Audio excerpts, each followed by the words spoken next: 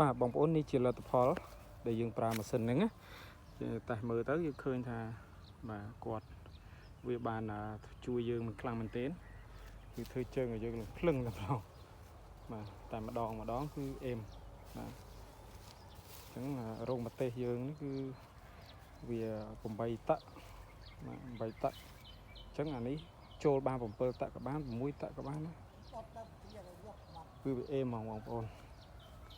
បាទអញ្ចឹងចង្អូនេះគឺមកអេមបាទហើយគល់វាក៏វាលុបបានល្អបើសិនជា7តឹកគឺលុបបានល្អបដ អញ្ចឹងការដាំពោត7តឹកអីគឺអេមហ៎ហើយបើសិនជាការធ្វើជើង3ដង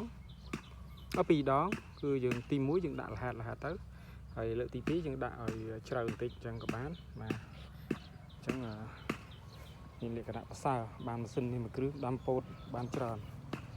ដាំដំណាំផ្សេងក៏បានដែរពូនគល់បាទគឺភ្លឹងតែម្ដងអូខេហ្នឹងហើយបាទហើយខ្ញុំចែករំលែកម៉ាស៊ីនប្រភេទនេះបាទ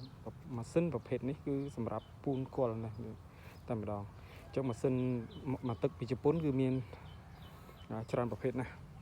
អញ្ចឹងបើសិនជាបងប្អូនរកទិញប្រភេទនេះគឺវាជួយវាចំណេញបាទវាចំណេញយើងបើយើងយកវាមកធ្វើជាការលើកជើងពូនដីអញ្ចឹងចែករំលែកបងប្អូនប៉ុណ្ណឹងបាទអរគុណបាទបងប្អូន